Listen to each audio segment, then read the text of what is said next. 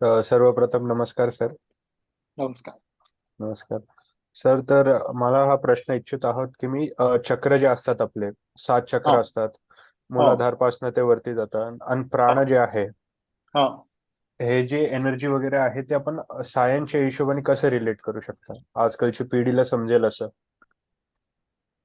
आता मूळ चक्र हा जो विषय आहे, 7 चक्र मुख्यतः मानलेले आहेत मूलाधारापासून सहस्रारापर्यंत. तर ह्या चक्राचं स्थान आपल्या पाठीच्या कण्यामध्ये आहे. परंतु कण्याला धरून ती पॅरलल आहे. कण्याला ऍक्च्युली कण्यामध्ये ती चक्र नाही आहे, पॅरलल आहेत. आणि आपला जो काही विचारांचा सगळं जे काही सगळा प्रवाह आहे तो सगळा त्यातून आपला वाहतो. एनर्जी सगळी आहे ही मूलाधारापासून वरपर्यंत सहस्रारापर्यंत या ठिकाणी सहस्रार आहे. या ठिकाणी ती एनर्जी फ्लो होते आणि ह्या एनर्जीला रेग्युलेट करण्याचं काम ही चक्र बॅलन्स करत असतात. या चक्रांचे प्रत्येकाचे काही वेगळे गुणधर्म आहेत. मूलाधाराला आपण गणपतीचं स्थान मानतो, मूळ बुद्धीचं स्थान. तिथून बुद्धी सुरू होत्या. तुम्ही पहा, आपलं जर प्राणी मात्र सगळे तुम्ही बघितले तर मुळात ते सरपटणारे आहेत. आणि हळूहळू जसं त्यांचं इव्होल्युशन होत गेलंय तसतसे ते उभे राहायला लागले.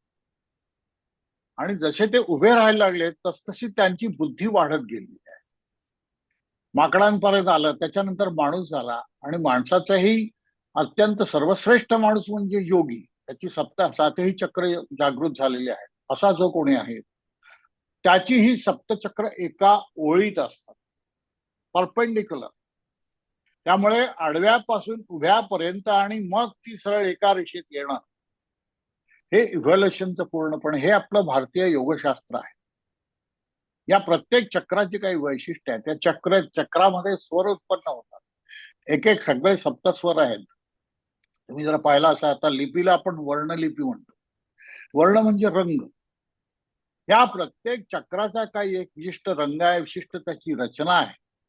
आणि या अनुसार ही चक्र योगाचं काम करा. योग म्हणजे काय? शेवटी योग म्हणजे युच धातू म्हणजे एकमेकांना जोडणारा. तर आपल्यामधला जीव जो आहे हा शिवाशी जोडणे, याला योग म्हटलेला आहे. त्यामुळे चक्रांचा या सर्वांशी संबंध आहे. परंतु ही चक्र जागृत करण्याच्या वेगवेगळ्या पद्धती आहेत. काही कर्ममार्ग आहेत, योग मार्ग आहेत, अनेक प्रकारचे मार्ग आहेत. कोणी केवळ नाम घेण्याने सुद्धा ते होतं अशी काही लोकांची धारणा आहे. वेगवेगळ्या धारणा आहेत. आणि या धारणा त्यांच्या त्यांच्या जागी अत्यंत बरोबर आहे. त्यामुळे या चक्रांचं जे काही आहे सगळं हे शास्त्र या प्रकारचं आहे.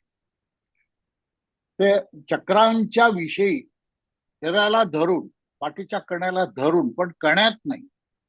कारण हा जन्म जरी गेला, हे शरीर जरी गेलं तरी ती चक्रांचं अस्तित्व शिल्लक आहे. पुढच्या जन्मी समजा या जन्मी आपण ज्याला सप्तचक्र जे जागृत झाले त्याला कुंडलिनी जागृती असं आपण म्हणतो. तर ही कुंडलिनी केवळ एका जन्मात जागृत नाही होत. ती या जन्मी समजा झाली तर ती पुढे कंटिन्यू राहते. पुढच्याही जन्मांमध्ये ती जागृतच राहते. त्याच्यामुळे शंकराचार्यांसारखी माणसं जी वयाच्या 4-5व्या वर्षी जे काव्य लिहितात, सौंदर्यलहरी काव्य शंकराचार्यांनी 5व्या वर्षी लिहिलं. हे जे हे आलं, हे काय 5व्या वर्षाचं मुलाचं डोकं नाही.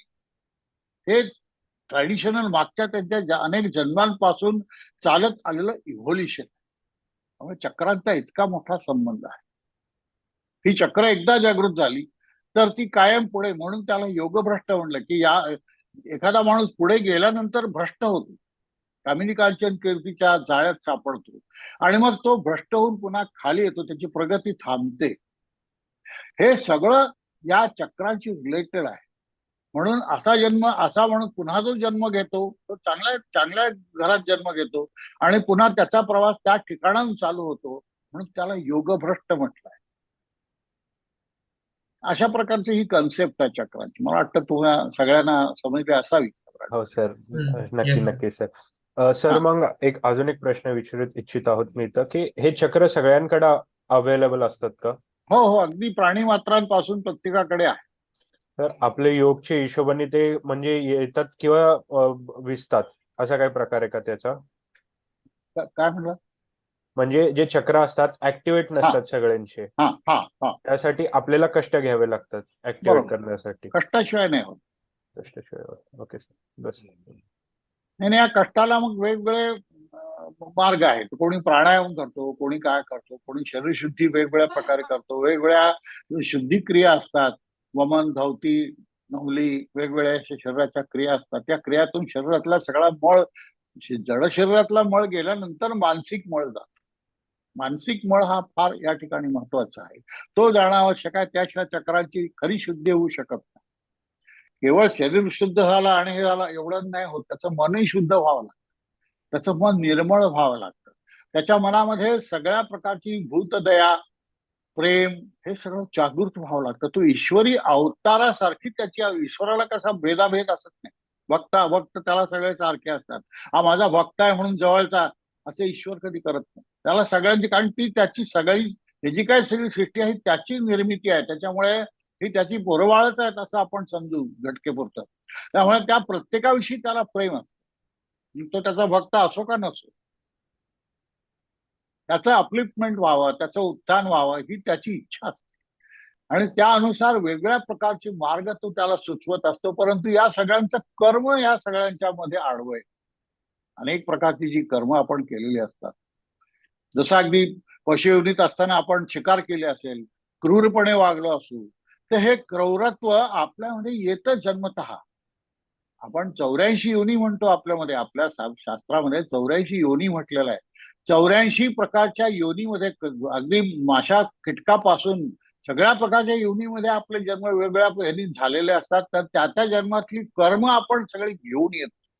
त्याला कर्मविपाक स्थिर आपण म्हणू, की जे जसं आपण करतो तसं भरतो, अशी म्हण आहे आपल्यामध्ये. तर ही म्हण या ठिकाणी अत्यंत योग्य आहे. हे जे कर्म आपल्याला कधीही चुकत नाहीत, म्हणून सत्कर्मी सतत राहावं असं आपलं शास्त्र सांगतं. थँक्यू सर, एवढी माहिती दिल्याबद्दल. हा.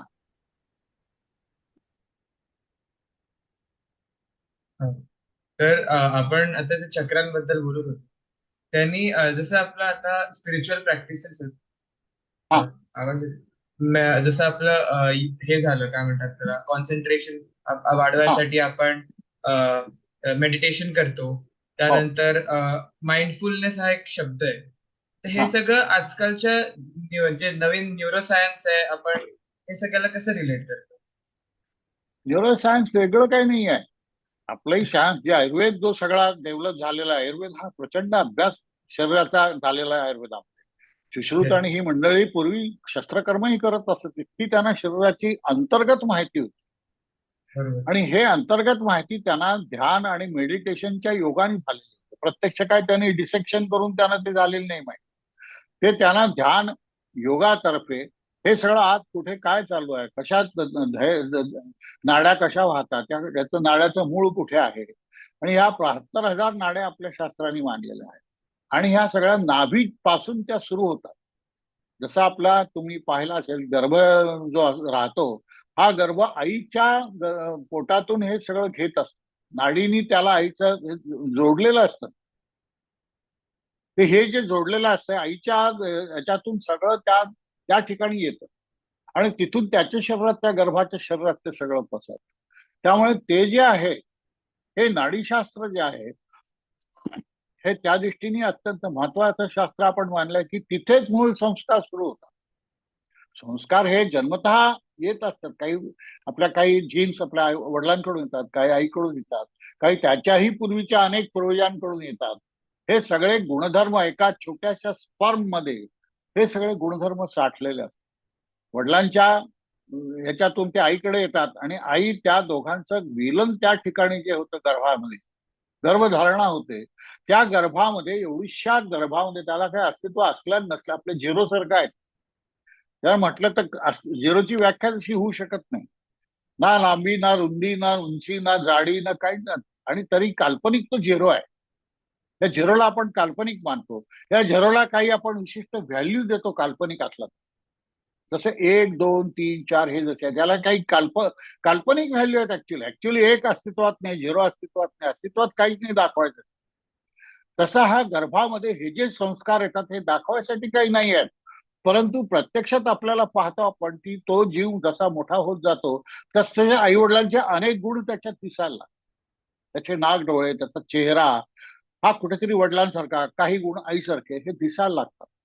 तर इतक्या छोट्याशा ह्याच्यामधून इतकं हे सगळं शास्त्र, ऋषीमुनींनी हे सगळं शास्त्र पूर्णपणे अभ्यास केलेला होता. 12-12, 14-14 वर्ष तपश्चर्या केल्याशिवाय त्यांनी या शास्त्राला हातच लावले नाही.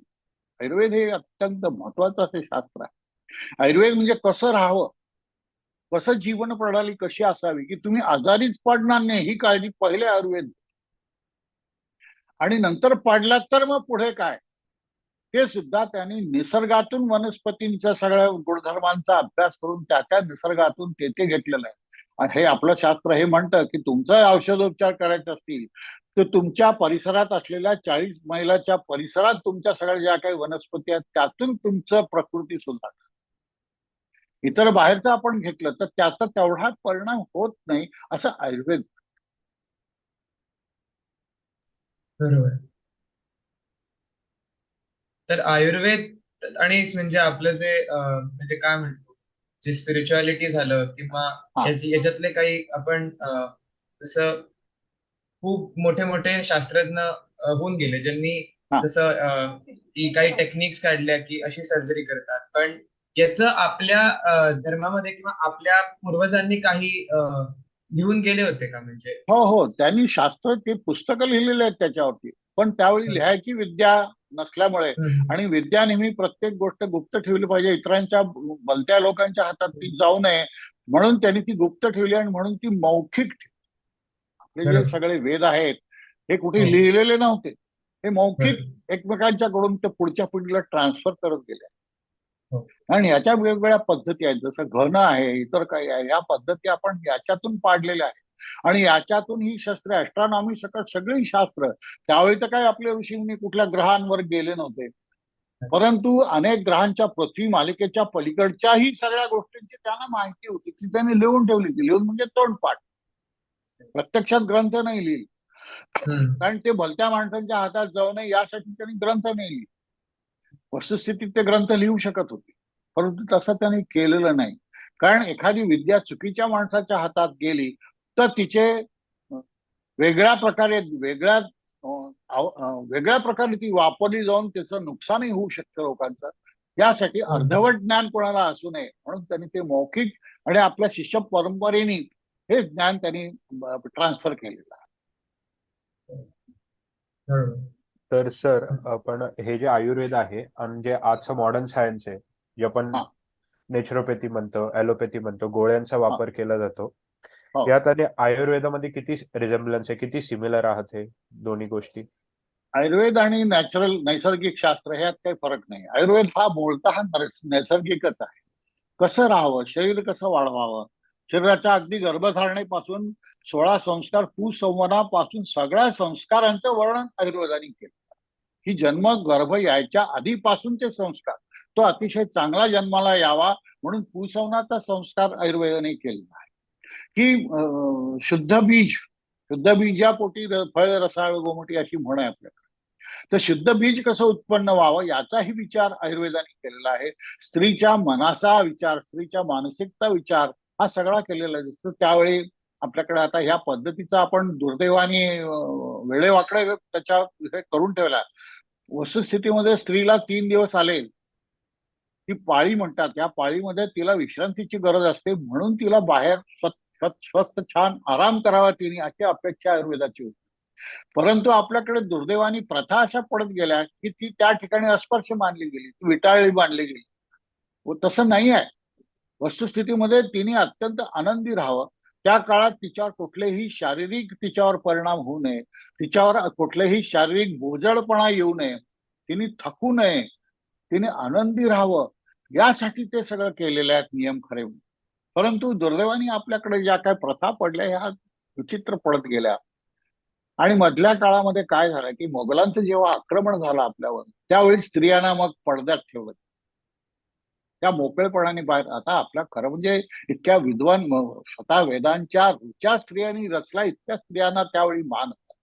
मोठमोठ्या ग्रंथात एक अगदी गुरुचरित्रासारखा प्राचीन ग्रंथ 700 वर्षापूर्वी जो त्या काळातल्या पद्धतीला, समाज पद्धतीला धरून लिहिला गेला, ह्याच्यामध्ये स्त्रियांना प्रचंड मान दिलेला आहे. परंतु जसं मोगलांचं आक्रमण झालं, स्त्रियांना त्यांनी पळवायला सुरुवात केली आणि मग तुमचं काही राहिलंच नाही अशी स्थिती ज्यावेळी आली, त्यावेळी त्या स्त्रियांना त्यांनी घरात, आणि त्यानंतर प्रथा पडत गेल्या आणि ह्या प्रथा चुकीच्या आहेत. ह्या काळात त्या मोडल्या पाहिजेत. आपण पुन्हा मूळ ह्याच्यामध्ये तितका स्त्रियांना मान दिला पाहिजे, अशी एक खरी म्हणजे आज स्थिती असायला पाहिजे. परंतु आपल्याकडे ज्या संस्काराचं, जे कुसंस्काराचं म्हणतो, जे काही आपलं वजन आपल्यावर पडलेलं आहे ते जात नाही. कुसंस्कार जात नाहीत आपल्याकडे. वस्तुस्थितीत स्त्री आणि पुरुष यांच्यात काहीही फरक नाही. केवळ त्यांनी गर्भधारणा करावी म्हणून ती स्त्री आहे. कोणाला तरी एकालाच एक काम द्यावं, दोघांनी गर्भधारणा शक्य नाही आहे. आणि हा निसर्ग आहे. केवळ आपल्यात हा स्त्री पुरुष भेद नाही आहे. कुठल्याही तुम्ही योनीमध्ये गेले, मग तो सरपटणारा प्राणी असो, पोहणारा आतला पाण्यात राहणारा प्राणी असो, हवेत उडणारा प्राणी असो, या सगळ्यामध्ये स्त्री आणि पुरुष असे दोन भाग आहेतच. परंतु हे निसर्गाने केवळ निर्मितीसाठी म्हणून ठेवलेले आहे. याखेरीज त्याला दुसरा काही अर्थ नाहीये. ह्या दोघंही समान आहेत आणि ते समान वागवले गेले पाहिजेत. हल्ली थोड्याशा काळात हा फरक पडत चाललाय की स्त्रियांना थोडा आता रिस्पेक्ट मिळायला लागला, त्या नोकऱ्या करायला लागल्या, त्या बाहेर जायला लागल्या, स्वतः सगळ्या जबाबदाऱ्या सांभाळायला लागल्या, घर सांभाळतात, बाहेरचंही सांभाळायला लागल्या. तसा आता थोडासा हा फरक पडत चाललाय. आणि हल्ली पुरुषांचाही हा फरक पडत चालला की आपण घरी आल्यानंतर त्या स्त्रीने नोकरासारखं येऊन आपल्या पुढे चहा उभा करावा, हे करावा, असं आता पुरुषही अपेक्षा करत नाही. पुरुषही आता घरात काम करायला लागला. त्यामुळे हा भेद हळूहळू नष्ट होईल याची मला खात्री आहे. त्याला काही 5, 50, 100 वर्ष लागतील, परंतु हा जो भेद आहे, आज स्त्रिया कुठल्या कुठे पोहोचलेल्या आहेत. बरं, त्या काय अकलेनी कमी नाही आहेत, त्या शरीराने कुठे कमी नाही आहेत, त्या बुद्धीने कुठे कमी नाही आहेत. इतक्या सगळ्या असताना त्यांना जर पूर्ण अपॉर्च्युनिटी जर व्यवस्थित दिली गेली तर त्याही तुमच्या इतकेच, पुरुषांच्या इतकीच चांगली प्रगती करू शकतात. हे आज समाज दाखवतोय. अशा अनेक स्त्रिया समाजामध्ये आहेत की हे सगळं त्या करतायत. त्यामुळे हा भेद शास्त्राने आपला कधी मानलेला नाहीये. हा भेद आपण मान, स्त्री कनिष्ठ हे आपण मानले, परंतु हा हळूहळू जाईल भेद, त्यात काही शंका नाही. सर, मला एक अजून एक प्रश्न विचारायचा आहे. जे आपण कुसंस्कार म्हटले, त्यांना घालवण्यासाठी छोटीशी अशी रेमेडी जे आपण रोज, आजची युथ रोज प्रॅक्टिस करू शकतात, ज्याने ते कुसंस्कार निघू शकतात आपले दैनंदिन जीवनामधनं. याच्यासाठी ध्यान, मुख्य तोच एक मार्ग मेडिटेशन. आहे. मेडिटेशन. ओके. मेडिटेशन करा, डोळे बंद करा आणि you forget your self. Meditation काय आहे? You you should forget your self. की तुम्ही केवळ हे जड शरीर नाही आहे, जड शरीरात वास करणारा जीवात्मा तुम्ही आहात. हा जीवात्मा तुमच्यासारखे अनेक शरीर धारण करू शकतो. आज हे शरीर धारण केलं, पुढच्या जन्मी तुम्ही पुरुषच व्हाल असं काही आवश्यकता नाही. तुम्ही माणूसच व्हाल अशी ही काही आवश्यकता नाही. तुमची कर्म वाईट असतील तर तुम्ही पुढच्या जन्मी क्रूड प्राणी सुद्धा होऊ शकता. एखाद्याचा चेहरा पाहतो, भेसूर चेहरा, त्या चेहऱ्यावर त्याचं पूर्वकर्म अनेक वेळा लिहिलं गेलेलं असतं. अनेक लोक जे सत्पुरुषांकडे जर तुम्ही गेलात तर त्यांना तुम्हाला पाहिल्यानंतरच तुमची सगळी कल्पना त्यांना येते, इतके ते तयार असतात. तर हा संस्कार तुमच्या चेहऱ्यावर, तुमच्या वागण्यात, तुमच्या बोलण्यात, या प्रत्येक ठिकाणी हा दिसत असतो. आणि हा संस्कार जर व्यवस्थित झाला, हा व्यवस्थित कशाने होईल तर तुम्ही कोण आहात हे तुम्हाला समजलं पाहिजे. तुम्ही जन्म का घेतला, ह्याच आईवडिलांच्या पोटी तुमच्या इच्छेने आले का तुम्ही, किंवा आईवडिलांच्या इच्छेने तुम्ही मला पाहिजे म्हणून त्यांच्या पोटी तुम्ही गेले का? तुमच्या कर्मानुसार तुम्ही गेले. त्यामुळे 4 भावंड असतील तर ती सगळी मग सारख्याच स्वभावाची पाहिजे होती, तशी नाही आहे. ही 4 भावंड वेगवेगळ्या स्वभावाची असू शकतात, वेगवेगळ्या दिसण्याची असू शकतात, जरी जीन्स एकत्र. तर हा कर्माचा प्रभाव आपल्याला मानावाच लागतो. थँक्यू सर, एवढं सगळं सांगण्यासाठी. खूप आनंद आलाय ऐकून. हो. येस. मी तरुण माणसं चांगलं खरं वळले वाटलं. पाहिजे याच्याकडे की शास्त्र समजावून घेतलं. शास्त्र बरोबर. समजावलं तर मग आपल्या मनात गैरसमज राहत नाही की हे हो. हे काहीतरी ट्रेडिशन आहे असं हम्म. दृष्टीने न विचार करता हे ट्रेडिशन का आहे याचा विचार करायला. का या प्रत्येक गोष्टीचं जर काच उत्तर तुम्हाला मिळालं तर तुम्ही मोकळेपणाने ते स्वीकारा. मी एकेकाळी असं होतं की मी बायकोला कधी पूजा सुद्धा करून दिलेली, मी प्रचंड नास्तिक होतो. परंतु जेव्हा त्यात पडलो आणि मग हळूहळू ते शास्त्र मला अनुभवायला यायला लागलं, त्यानंतर माझी विचारसरणी पूर्ण बदलली. असं प्रत्येकाचं होऊ शकतं. प्रॉपर गायडन्स बरोबर. आवश्यकता आहे युथ हा, जनरेशन. गायडन्स अत्यंत महत्वाचा. परंतु आता काय झालंय हल्ली की जाहिराती देऊन शिष्य तयार केले जातात. इतके पैसे द्या म्हणजे आम्ही तुम्हाला शिष्य तयार करतो, इतके पैसे द्या म्हणजे तुम्ही गुरु झाले. हे जे काय शिरलेलं आहे आपल्या समाजामध्ये, पैसा हा एकमेव ध्येय राहिलेला आहे. ते याही क्षेत्रात आहे दुर्दैवाने. पैसा सगळ्यांना बिघडवतो. फार कमी लोक आहेत की जे पैसा मिळाल्यानंतर बिघडत नाहीत, ते सुधारतात. तसं ज्ञान मिळाल्यानंतर झाड जसं पक्व झालं, फळ त्याला फळं पानं फळं आली, फळं आल्यानंतर ते वाकतं खाली, झुकतं त्या फळांच्या ओळख्यात. ती फळं पिकलेली रसाळ असतात, गोड असतात. ती अर्धवट कच्ची खाली तर ती आंबट असते. म्हणजे ती पिकावी लागतात. हे पिकायची वाट पाहत नाही आपण. अर्धवटच आपण मग कुचमून त्याच्यात काही योग्य ह्याच्या प्रक्रिया करतो रासायनिक, आणि ती पिकवण्याचा प्रयत्न करतो. असं दुर्दैवाने आता चाललेलं आहे. तसं मनाचंही आहे. हा मनाचा प्रचंड विचार आपण केला पाहिजे. आणि मनाला जेवढे तुम्ही छान सुधाराल तेवढे तुम्ही पुढे अधिक चांगले व्हाल. एक सुजाण नागरिक व्हाल.